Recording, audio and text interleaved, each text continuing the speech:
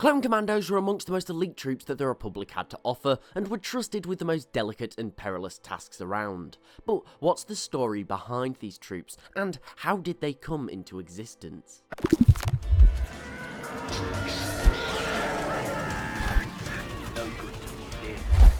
Now, as an important note, we're not going to be talking about the Clone Commando Squad Delta, simply because their storyline is incredibly interesting, but it's quite long and deserves its own video. We're going to be talking about how this line of troopers came to be. We're also going to incorporate some Legends material just to give you the fullest story possible. Now, the Commando's conception came from a disagreement between Jango Fett and the Kaminoans over the ARC Trooper program.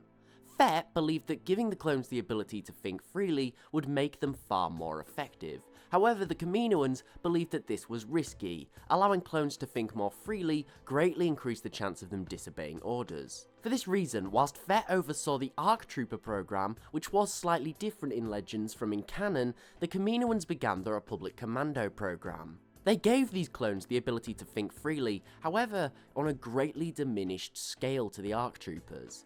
Above all else, they had to be unquestionably loyal to the Republic and obey orders to the letter. But they'd have just enough free will so that they would be able to solve problems themselves. The first group of commandos were selected from regular clones and trained by Mandalorian mercenaries known as the Kaival Dar. These clones were split into groups of 4, or pods as they were known.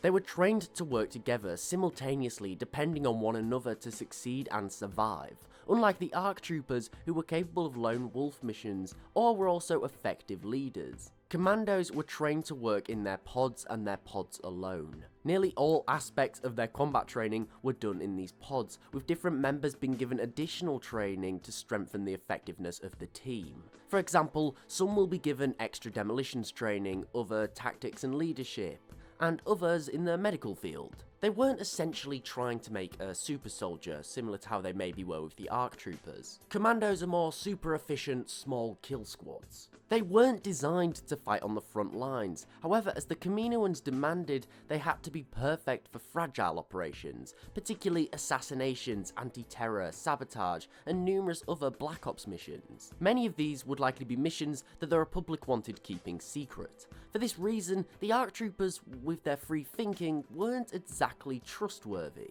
But the Commandos obey to the letter, only using their limited free will to complete the mission. Whereas an ARC Trooper whose adopted personality may cause problems on such fragile missions. We do know that ARCs did actually on numerous occasions disobey orders. This was never going to be a problem with the Commandos. Their training was amongst the hardest any soldier would endure. They were stationed at a special training facility on Kamino known as the Killing House, where they would be rigorously trained, sometimes been forced to fight live-firing enemies. Not only this, but they were brutally interrogated and tortured to ensure that they would never spill Republic secrets. Commandos had a very up-close and personal experience with pain.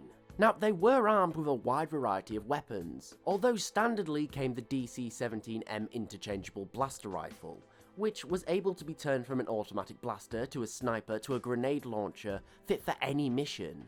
Their armor was also incredibly light and durable. Katran Commando class armor weighed only 20 pounds, or around 10 kilos. It was also fitted with a wrist-mounted vibro blade for melee encounters. This armor also gave the Commandos the nickname Shiny Boys due to its grey hue. It's important to note though, Clone Commandos didn't really have a set amount of weapons. They would use anything. Some used Trandoshan weapons, for example. They were experienced with all different kinds, and they'd use whatever they could find or whatever best suited their mission. The Commandos were used on numerous missions, rarely seen by anyone in the Republic, and serving alongside the Jedi Order on a lot of these missions. This helped them achieve complex victories. However, their loyalty to the Republic was unquestionable, so when Order 66 came to pass, they quickly turned on the Jedi, and embraced this new order under Sidious. This was aside from one, known as Gregor, who had taken out his inhibitor chip. But what do you guys think of the Commandos, and would you like more videos going through specific members and squads of these troops?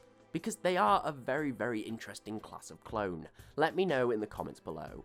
Thanks for watching, please remember to like, share and sub if you did enjoy, as it's really appreciated and it helps the channel grow. Also don't forget to follow me on Twitter @TheLoreGuy and tick the bell for regular updates. Thanks again for watching, I do hope that you enjoyed, and I'll see you next time.